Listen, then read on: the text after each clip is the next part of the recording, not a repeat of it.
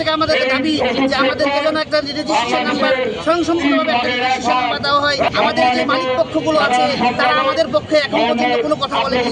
আমি চাই যে আমাদের মালিক পক্ষগুলো আমাদের সাথে আসুক, তারা রাজপথে নামুক, তারা আমাদের পক্ষ থেকে কথা বলুক। তাদের যেমন আমাদের প্রয়োজন আছে, আমাদেরও তেমন তাদের প্রয়োজন আছে। আমরা এই তাদেরকে সহযোগিতার জন্য, তাদেরকে মেডিকেলের যে আমাদের যে ইনফরমেশনগুলো আছে এই পৌঁছে দেওয়ার জন্য আমাদেরকে যদি অপমানগ্রস্ত হয়, আমরা যদি একদিন কাজ বন্ধ করে দিই তাহলে আপনার এই যে লাশের পাহাড় হয়ে যাবে। আমরা চাই না যে আমাদের এই কর্মবিরতি বা কোনো কারণে কোনো সাধারণ জনগণ অসুস্থ হয়ে পড়ুক, তারা মৃত্যুবরণ করুক, আমরা চাই না। কিন্তু আমরা চাই যে আমাদের সম্মান, আমরা যে কোনো জায়গাতে গেলে অসম্মানিত হই।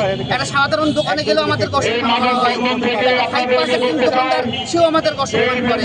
কিন্তু আমরা চাই না যে আমাদেরকে এই অসম্মানের আজকের পর থেকে, আজকে এই সারা বাংলাদেশে যে এক জায়গায় মানববন্ধন হচ্ছে, এই মানববন্ধনের পর থেকে কোনোভাবে আমরা অসম্মানিত না হই, এটাই আমাদের চাওয়া।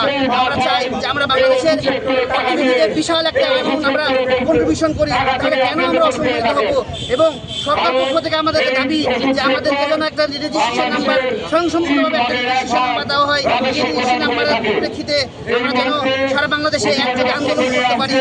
আর একটা কথা তা বললেই নয়, আমাদের যে মালিক পক্ষগুলো আছে তারা আমাদের পক্ষে এখন পর্যন্ত কোনো কথা বলেনি।